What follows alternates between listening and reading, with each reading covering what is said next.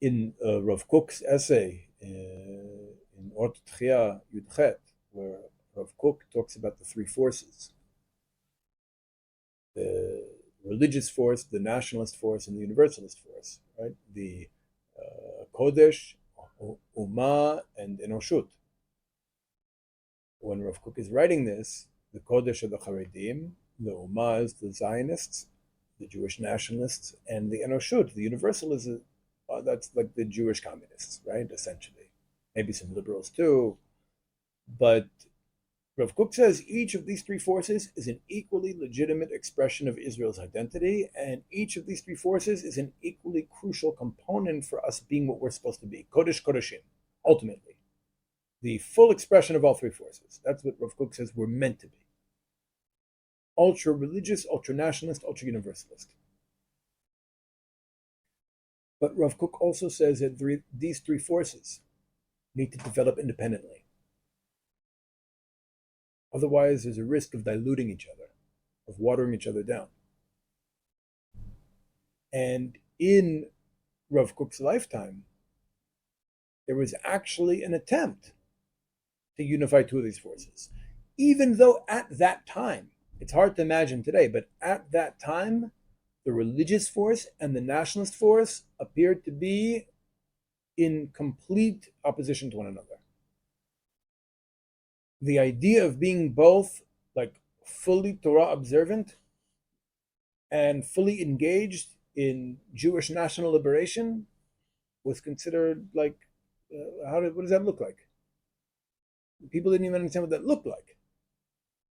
Because the perception at the time with these two completely separate forces.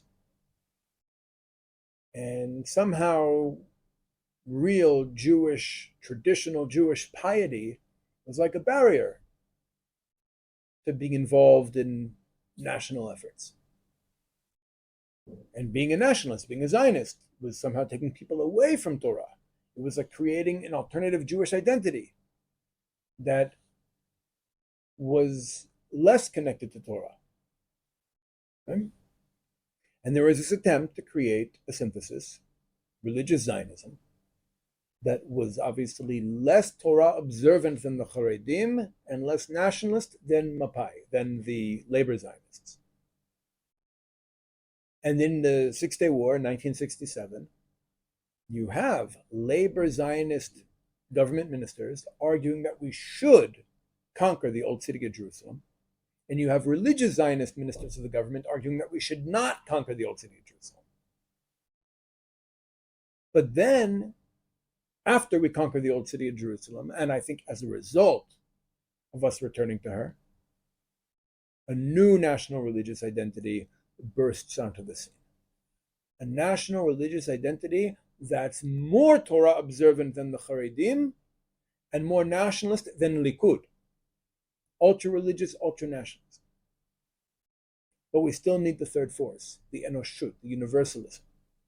And today, it appears that the successfully synthesized national religious community, the hardcore national religious community, David,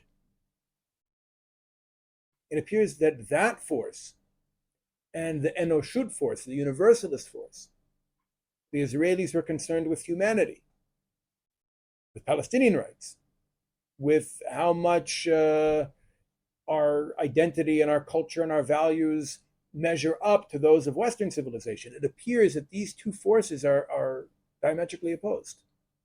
How could you be a strong national religious Jew and a good universalist at the same time? And it seems difficult in Israeli society today. But that's what we need to do. We need to merge, synthesize that third force. It's time for us to incorporate that third force, the Enoshut force, into ourselves and to become Kodesh Kodeshim, which is Shlomo, right? To be fully connected and committed to Torah, fully connected and committed to Jewish national identity and aspirations, and fully connected and committed to humanity and to connecting humanity to the Creator. Right?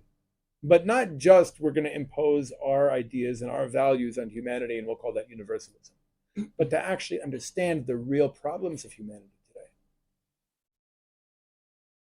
the things that are affecting and impacting and hurting real people that people need answers for.